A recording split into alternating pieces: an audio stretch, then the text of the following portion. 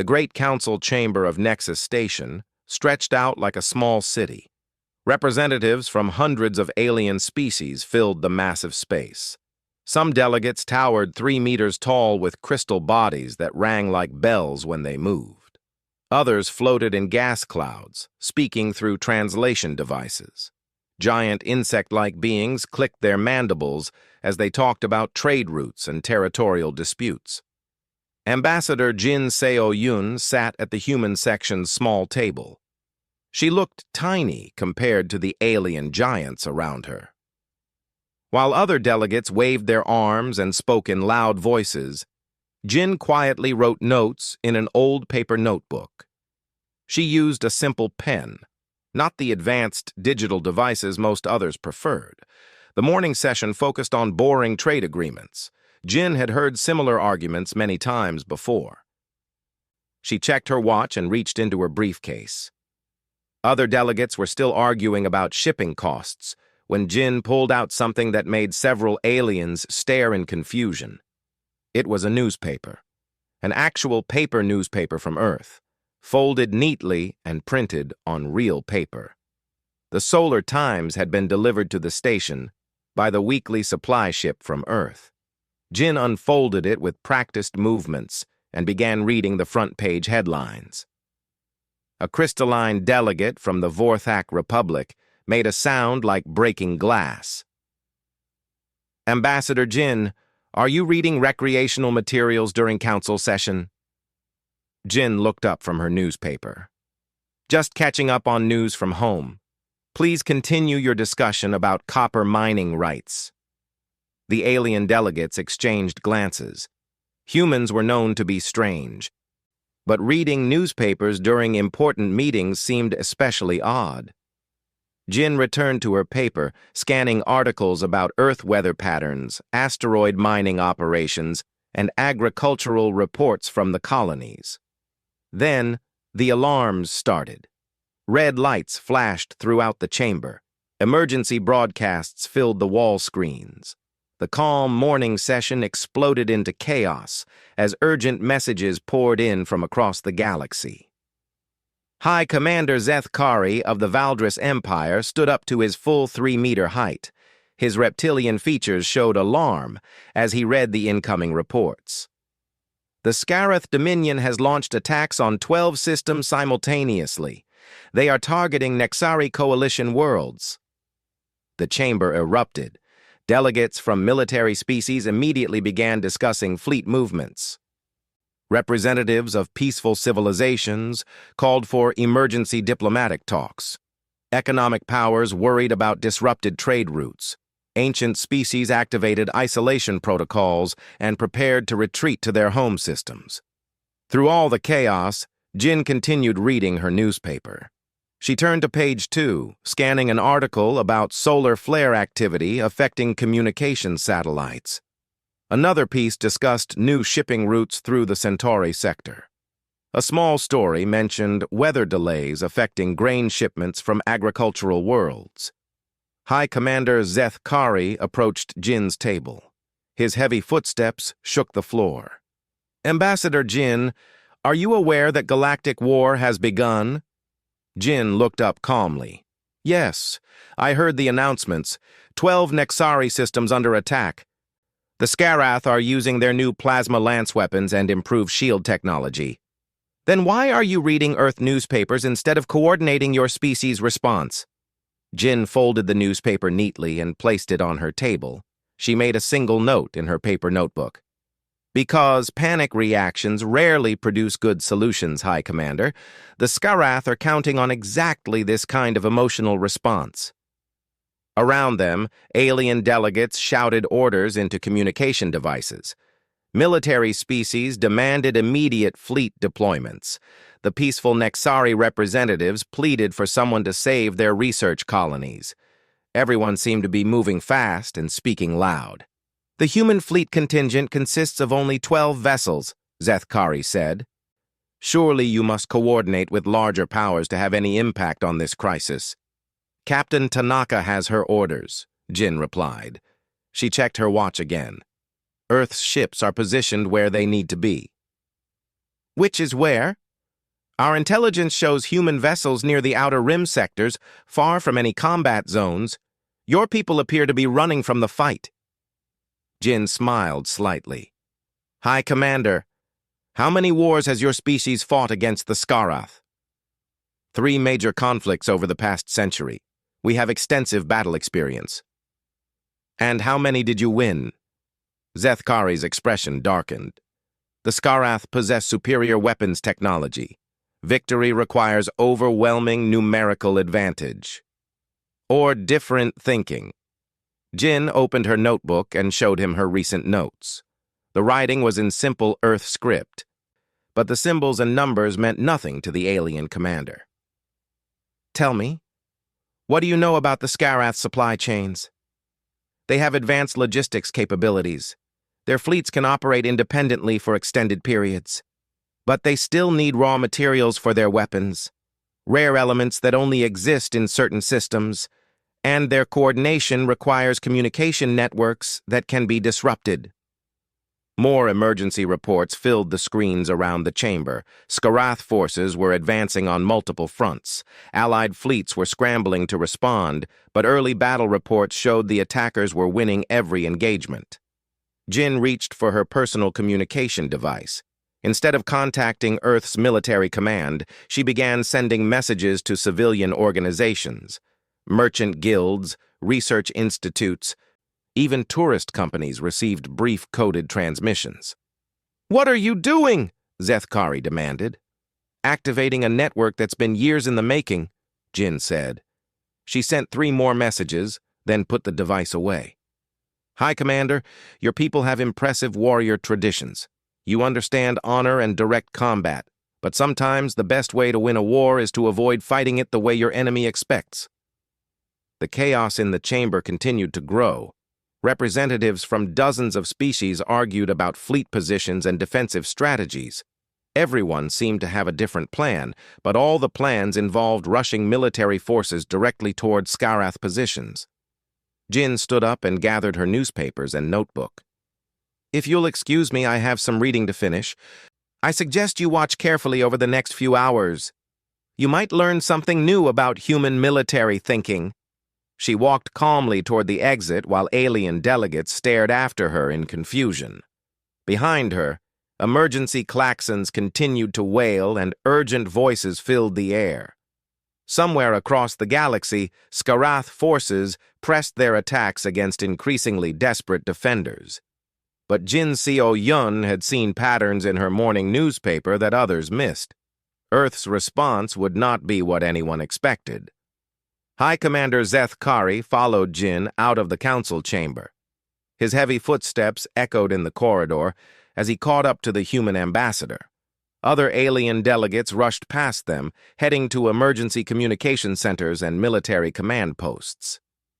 Ambassador Jin, I must insist you explain your behavior, Zethkari said. His reptilian features showed frustration and confusion. How can you remain so calm while civilizations burn?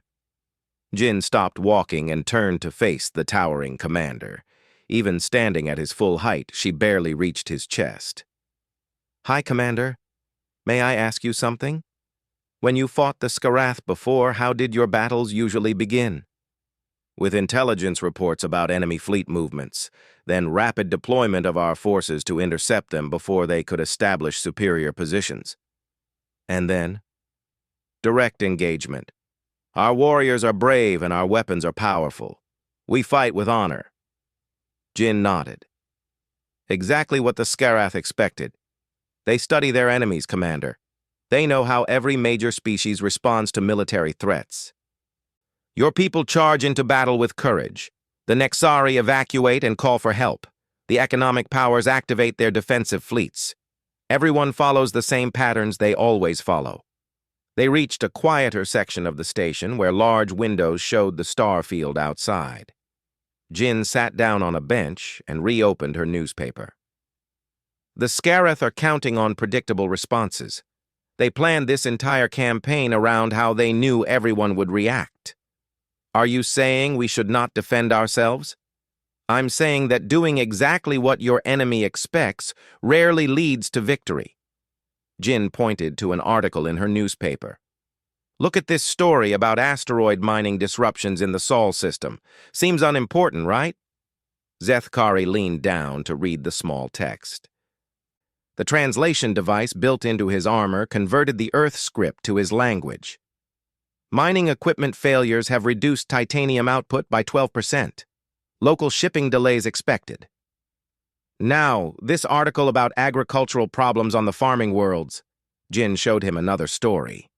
Crop yields down 15% due to unusual weather patterns. Export schedules being revised. I do not understand the connection to our current crisis. Jin smiled. Everything is connected, Commander. Those mining delays affect supply chains across multiple systems. The agricultural problems change shipping routes and resource allocation. Weather patterns influence orbital mechanics and fleet positioning. Small changes in complex systems create large effects over time. More reports came through the station's communication systems. Skarath forces had won 3 more engagements. Allied casualties were mounting. Several species were already discussing retreat to their home systems. Earth's military taught me something called battlefield awareness, Jin continued. Before you can win a fight, you have to understand what kind of fight you're really in. The Skarath aren't trying to conquer territory right now. They're gathering intelligence. Intelligence? Every battle shows them how we think, how we coordinate, what our true capabilities are. They're using these attacks to prepare for something much bigger. Zethkari's expression grew more serious. What do you mean? The real target isn't the Nexari worlds. It's the galactic core systems. The Skarath are testing our responses to plan a campaign against the most important civilizations. Jin folded her newspaper again. They need to know how fast we can coordinate, what our communication protocols are, how our different species work together under pressure. How can you know this? Because humans have been watching and listening for years. Jin pulled out her personal communication device again. While other species focused on building bigger fleets and better weapons, we built something else, an information network. She showed Zethkari a series of messages on her device. They appeared to be routine communications with human civilian organizations, but the commander's translation system revealed coded patterns. Human merchants, researchers, tourists, and diplomats are positioned throughout the galaxy, Jin explained. For decades, we've been sharing observations and building a complete picture of how everything connects. We know shipping routes, communication networks, supply chains, and resource flows better than most governments know their own systems. Why would your people do this? Because on Earth, information meant survival. Our planet was dangerous. Predators, natural disasters, climate changes, resource shortages. Humans learned to survive by understanding patterns and preparing for problems before they became crises. Jin activated her communication device and sent several more coded messages. Captain Tanaka and Earth's fleet are not running from this fight, Commander. They're positioning for a completely different kind of engagement. New battle reports appeared on wall screens throughout the station. The Skarath were winning every direct confrontation. Their advanced weapons and superior tactics were overwhelming Allied forces wherever traditional combat occurred. Your 12 ships cannot possibly make a difference against Skarath main battle fleets, Zethkari pointed out. You're right. In a direct fight, we'd be destroyed quickly. Jin stood up and began walking toward the communication center. But we're not planning a direct fight. Then what are you planning? To show the Skarath that humans fight differently than other species. Jin's expression grew more serious. Earth had thousands of years of warfare between different human groups. We learned every possible way to win conflicts. Sometimes the best victory comes from making your enemy defeat themselves. They passed other alien delegates who were arguing loudly about fleet deployments and defensive strategies. Every species was following military doctrines developed over centuries of traditional warfare. The Skarath had studied these doctrines and planned accordingly. The Skarath assume their enemies will respond logically and efficiently, Jin continued. They expect us to send our strongest forces directly against their strongest forces. They have strategies ready for every conventional response. But humans will respond unconventionally? Humans will respond like humans. Jin reached the communication center and began accessing the station's information networks.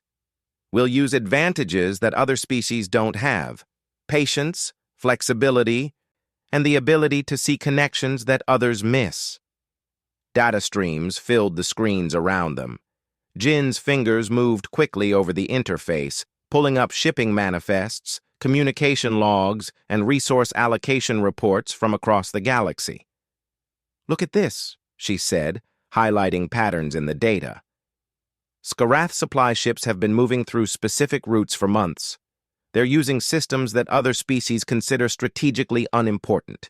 Empty space between major civilizations. Those are the routes your civilian networks have been monitoring? For years, we know every ship that passes through those systems, every communication relay, every supply depot. Jin sent more coded messages to human organizations. The Skarath think those routes are secret. They're about to discover that humans have been watching them the entire time. Alarms sounded again throughout the station. Another Nexari system had fallen to Skarath attacks. The defenders were calling for immediate reinforcements from any available fleets.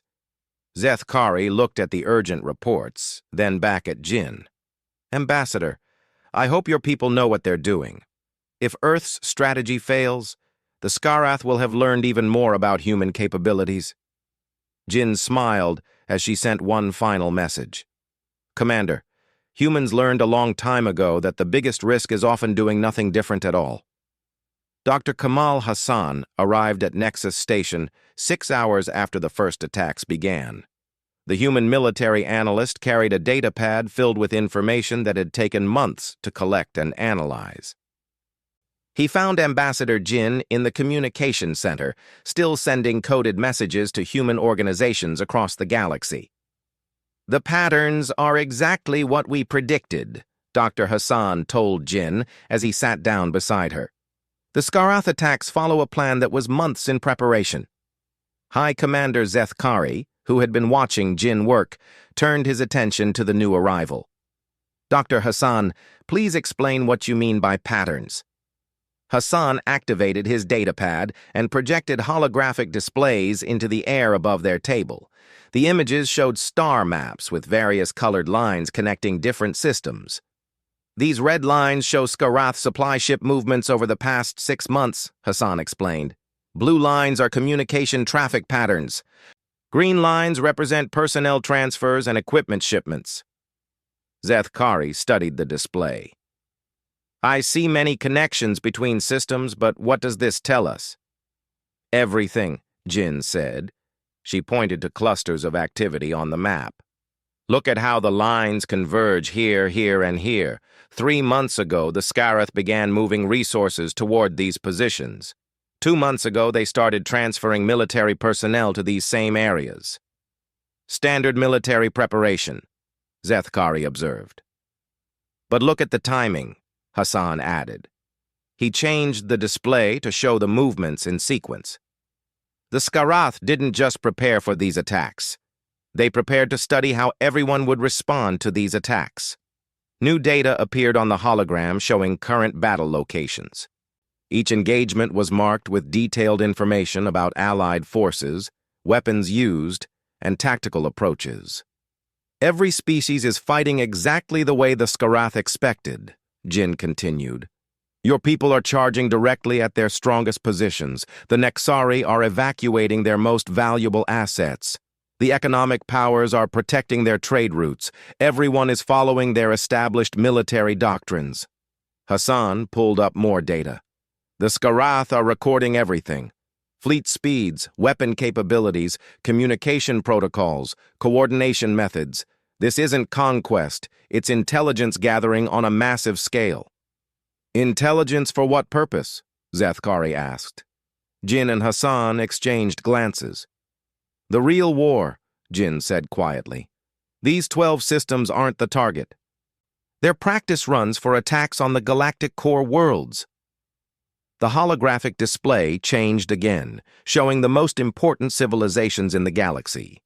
Trade centers, government worlds, research facilities, and military headquarters formed a cluster of systems near the galactic center. The Skarath want to know exactly how fast Allied fleets can coordinate responses, Hassan explained. How effectively different species can work together. What the maximum response time is for emergency situations. What the real military capabilities are beyond what intelligence reports suggest. They're learning all of this from our current responses, Jin added. When they attack the core worlds, they'll know exactly what to expect from each species. They can plan counters for every possible Allied strategy. More battle reports came in through the station's communication systems. Skarath forces had won 7 more engagements. Allied losses were increasing while enemy casualties remained light. This is why human ships are positioned far from the fighting, Zethkari realized. Partly, Jin confirmed, but also because we are implementing a different strategy entirely. She activated her personal communication device and showed the commander a real-time map of human vessel positions throughout the galaxy. Hundreds of ships appeared on the display, scattered across dozens of systems. Most of these aren't military vessels, Hassan pointed out. Research ships, cargo haulers, passenger transports, even tourism vessels. But they're all connected through our civilian communication network. For what purpose? Information warfare, Jin said. While other species send fleets to fight the Skarath directly, humans are attacking something more valuable than ships or weapons. Which is? The enemy's ability to predict what comes next. Jin pulled up another display showing Skarath supply routes and communication networks. The red lines that Dr. Hassan had shown earlier now appeared overlaid with small blue dots representing human civilian vessels. Human ships have been monitoring these routes for years, she explained. We know every supply convoy, every communication relay, every logistics hub the Skarath use to coordinate their operations. Hassan added more information to the display. The Skarath assume their supply lines are secure because they pass through empty systems that major civilizations ignore. They don't realize that human civilians have been using those same systems for routine travel and commerce. Our merchants know which asteroids contain the rare materials Skarath weapons require, Jin continued. Our researchers have mapped the communication networks they use for fleet coordination. Our tourists have visited the resort worlds where Skarath officers take leave and observed their operational patterns. You've been spying on them for years? Not spying, Hassan corrected. Observing. Everything we've learned came from normal civilian activities. Humans are naturally curious about how things work. We ask questions, we explore. We pay attention to details that other species consider unimportant. Jin sent another series of coded messages. Throughout the galaxy, human civilian vessels began making small course corrections. To outside observers, it appeared that routine commercial traffic was adjusting for normal operational reasons. The Skarath strategic advantage depends on their enemies responding predictably, she explained. They've studied how every major species fights wars. They know what technologies we use, what tactics we prefer, how quickly we can coordinate responses. But they haven't studied human warfare? They think they have, Hassan said with a slight smile. Earth's military forces are small, and our technology isn't particularly advanced compared to galactic standards.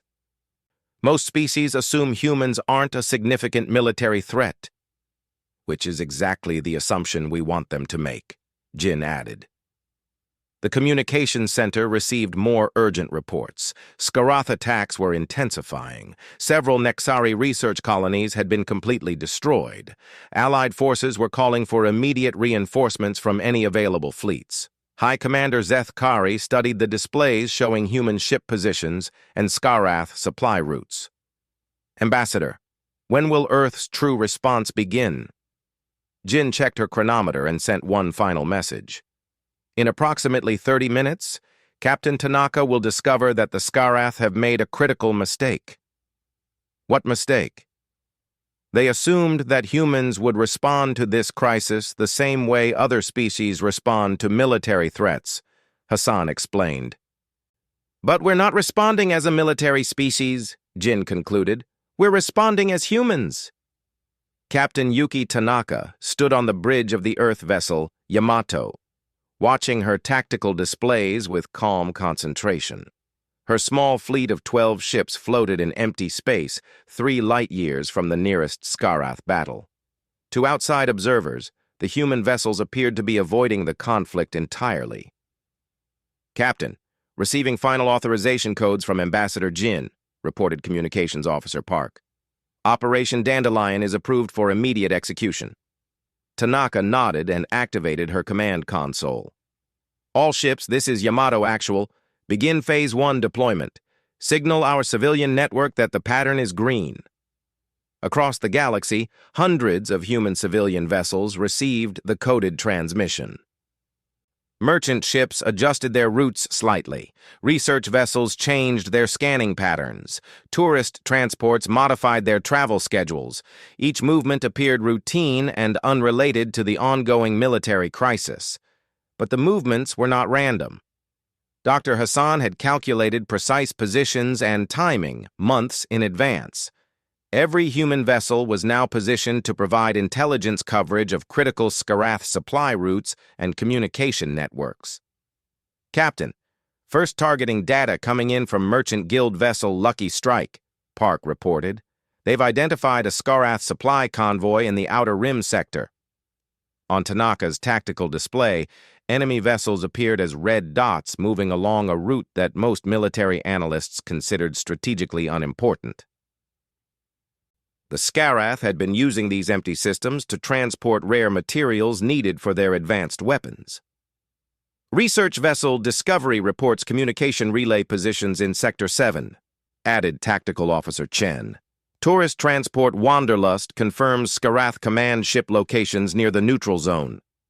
Information flowed in from across the galaxy as human civilian vessels provided real-time intelligence that no military force could match. Years of patient observation were finally being put to use. Phase 1 complete, Tanaka announced. All units begin Phase 2. Target packages are designated and confirmed. The 12 ships of Earth's fleet began moving for the first time since the crisis began. But they did not head toward any of the major battles where Skarath and allied forces were fighting. Instead, they split into 4 groups and jumped to hyperspace coordinates that appeared completely random on galactic tactical maps. High Commander Zeth Kari watched the human fleet movements from Nexus Station's command center. Ambassador Jin, your ships are heading away from every combat zone. How does this help the Allied cause? Jin was studying real-time reports from the human civilian network. Because we're not fighting the same war everyone else is fighting, Commander. Watch the supply line data. Dr. Hassan projected new displays showing Skarath logistics networks throughout the galaxy. Red lines indicated supply routes that carried essential materials for enemy weapons systems. Blue dots marked communication relays that coordinated Skarath fleet movements. The Skarath can manufacture most of their equipment using common materials, Hassan explained. But their plasma weapons require rare elements that only exist in a few systems. Their advanced shields need specialized components that take months to produce. And their fleet coordination depends on communication networks that span enormous distances, Jin added. Disrupt either the supply chains or the coordination systems, and their military advantage disappears. On the tactical displays, Captain Tanaka's fleet groups reached their target positions. Each group appeared to be attacking empty space or unimportant asteroid fields. But the targets were not empty. First group engaging Skarath supply convoy in Sector 12, Park reported from the Yamato. Merchant vessel Far Trader providing targeting data. The engagement was brief and decisive. 3 Skarath cargo ships carrying rare metals for weapon production were destroyed before they could send distress signals. Human ships vanished back into hyperspace within minutes. Second group reports successful attack on communication relay station, Chen announced. Station destroyed. No enemy casualties detected. Similar reports came in from the other 2 fleet groups. Critical supply shipments destroyed. Communication networks disrupted. Command coordination centers eliminated. The attacks happened so quickly and in such remote locations that Skarath forces could not respond effectively. But the real impact was psychological. Skarath Command is requesting status reports from supply convoys that no longer exist, Hassan observed, monitoring enemy communication traffic. They're trying to contact coordination centers that have been destroyed. Their operational planning is beginning to show strain. On Nexus Station, alien delegates watched in confusion as the human attacks continued. Earth's forces were not engaging in any direct battles with enemy fleets. Instead, they were systematically dismantling the infrastructure that made Skarath military superiority possible. Your strategy is brilliant, Zethkari admitted. But can 12 ships really make enough difference to change the outcome of this war? Jin smiled and activated her communication device. Commander, who said we only have 12 ships? The tactical displays suddenly filled with new contacts. Throughout the galaxy, human civilian vessels were dropping their disguises and revealing their true nature. Merchant ships activated hidden weapons systems. Research vessels deployed military-grade sensors and targeting equipment. Tourist transports began broadcasting jamming signals that disrupted Skarath communications.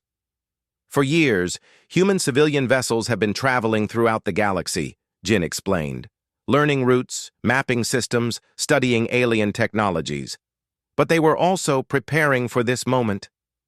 Hassan pulled up deployment data showing hundreds of human vessels now participating in coordinated attacks. Earth's military doctrine has always emphasized using every available resource. Our civilians aren't just observers, they're part of our defense network. Phase 3 beginning, Captain Tanaka announced from the Yamato. All units, implement synchronized disruption pattern. Timing is critical. Across dozens of systems, human forces attacked Skarath supply lines and communication networks simultaneously. The enemy found themselves facing coordinated strikes at locations they had considered completely secure. But the most devastating impact was on Skarath's strategic planning. Enemy command is receiving reports of attacks from systems they didn't know contained hostile forces, Hassan reported. Their intelligence estimates were based on visible military fleets, not hidden civilian networks. The Skarath assumed they were fighting a conventional war against conventional enemies, Jin added. They prepared for predictable responses from established military forces. They never considered that Earth's entire civilian population might be part of our defense strategy. More reports came in from the ongoing battles between Skarath and Allied forces. For the first time since the attacks began, enemy fleets were showing signs of coordination problems. Supply shortages were affecting weapon performance. Communication delays were creating tactical confusion. Commander, Jin said to Zethkari, the Skarath are about to learn why humans are called Deathworlders. It's not just because we survived on a dangerous planet. It's because we learned to turn any situation into an advantage. On the tactical displays, Captain Tanaka's fleet prepared for the final phase of their operation. The scattered human forces throughout the galaxy were converging on targets that would determine the outcome of the entire conflict. Phase 4, authorization received, Park announced. All units report ready for synchronized strikes on primary objectives. Tanaka looked at her chronometer and smiled. Execute Phase 4. Show the Skarath what happens when you underestimate human adaptability. The final phase began at exactly 14:30 Galactic Standard Time. Across dozens of systems, human forces executed the most comprehensive coordinated attack in galactic history. But they were not attacking ships or planets. They were attacking the invisible networks that held the Scarath war machine together. Captain Tanaka watched from the Yamato's bridge as her tactical displays filled with success reports. Supply Depot Omega-7 destroyed, Communications Officer Park announced. Command Relay Station Beta-3 eliminated. Transportation Hub Gamma-12 offline. Similar reports came in from human forces throughout the galaxy. Years of careful observation and patient intelligence gathering were paying off as Earth's forces struck targets the Scarath never suspected anyone knew about. On Nexus Station, Ambassador Jin monitored the operation from the command center. High Commander Zethkari stood beside her, watching displays that showed the scope of human coordination. "I have never seen anything like this," the reptilian commander admitted. "Your people are fighting a war across the entire galaxy simultaneously. Earth taught us that survival requires thinking beyond immediate threats," Jin replied. "We learned to see how everything connects over long distances and long periods of time." Dr. Hassan pulled up strategic analysis data on the main screens. The Scarath built their entire campaign around the assumption that they could control information flow and maintain superior coordination. They're discovering that assumption was wrong. The displays showed Scarath fleet movements becoming increasingly erratic. Enemy commanders were trying to coordinate responses to attacks they could not understand. Supply convoys were failing to reach their destinations. Communication networks were experiencing systematic failures. Phase 4 completion confirmed, Captain Tanaka reported from the Yamato. All primary objectives achieved. Scarath operational capability reduced by estimated 73%. But the most important impact was psychological. Enemy forces are beginning to retreat from advanced positions, Dr. Hassan observed. Their commanders can no longer maintain confidence in their supply lines or communication networks. On the main tactical display, red dots representing Scarath fleets began pulling back from their attack positions. Without reliable logistics and coordination, their military superiority was becoming a liability rather than an advantage. "The Scarath are experiencing something they never planned for," Jin explained to the assembled alien delegates who had gathered to watch the human operation. "Complete strategic uncertainty. They no longer know what they can count on." High Commander Zethkari studied the retreat patterns. "But surely they will regroup and adapt their tactics. The Scarath are experienced military strategists. Experience based on fighting conventional enemies using conventional methods," Dr. Hassan replied. "They studied how every major species responds to military threats. They prepared for predictable strategies and known capabilities. But they never studied human civilian networks or our approach to information warfare," Jin added. "They thought they were fighting Earth's military forces. They were actually fighting human civilization." Captain Tanaka's voice came through the communication system. "Ambassador requesting permission to implement final demonstration." Jin checked her chronometer. "Permission granted, Captain." "Show them what Deathworld adaptability really means." The tactical displays changed to show a single Scarath command ship that had been isolated from its fleet. The massive vessel contained the enemy's top strategic planners and their most advanced coordination equipment. "Human-civilian vessel Morning Star reports target acquired," Park announced from the Yamato. "It's actually a disguised research ship with full military capabilities." "Tourist transport Happy Journey confirms secondary positions," added Tactical Officer Chen. "Also a disguised military vessel." "Merchant hauler Profit Margin standing by for support role," came another report. "Military systems armed and ready." Zethkari stared at the displays in amazement. "How many of your civilian ships are actually military vessels in disguise?" "About 60%, Jin replied calmly. "The rest are genuine civilians who volunteered to help defend human space. Earth's military doctrine has always recognized that in a real crisis, everyone becomes part of the defense force." The isolated Skarath command ship found itself surrounded by what appeared to be harmless human civilian vessels. But when the ships dropped their disguises and revealed their true capabilities, the enemy faced a coordinated attack from multiple directions. Skarath command ship disabled, Tanaka reported. Crew requesting permission to surrender. Granted, Jin replied. Have them transferred to Nexus Station for questioning. Throughout the galaxy, similar scenes were playing out as Skarath forces discovered that their enemies possessed capabilities no intelligence analysis had predicted. Human vessels appeared in systems the enemy thought were empty. Attacks came from directions considered impossible. Supply lines supposedly secret were systematically destroyed. The war is over, Dr. Hassan announced as the last Skarath fleets began their retreat to home territory. Enemy forces are withdrawing from all occupied systems. The alien delegates in Nexus Station's command center stood in stunned silence. The crisis that had seemed hopeless hours earlier was resolved through methods none of them had imagined possible. High Commander Zethkari approached Jin with an expression of new respect. Ambassador, I owe your people an apology. I thought humans were avoiding this fight because you lacked courage. No apology necessary, Commander, Jin replied. She reached into her briefcase and pulled out her newspaper again. You were thinking like a military strategist. That's appropriate for your species and your experience. But humans think differently. Earth taught us to think in terms of complex systems rather than simple confrontations. Jin unfolded her newspaper and showed him the same articles she had been reading that morning. These stories about mining delays and agricultural problems seemed unrelated to military threats, but everything affects everything else if you look at it correctly.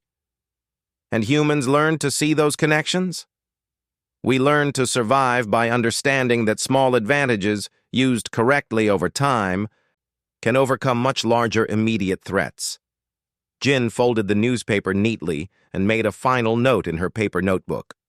The Skarath had better weapons and more ships, but we had better information and more patience. Captain Tanaka's final report came through the communication system. All human forces report mission complete, returning to assigned patrol positions. No casualties sustained during the operation. As the crisis ended and normal operations resumed throughout the galaxy, representatives from various species approached Jin with requests for consultation on strategic planning and information warfare techniques.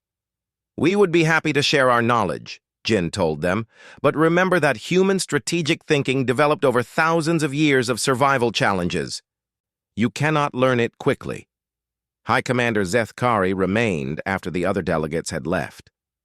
Ambassador, may I ask you a personal question? Of course.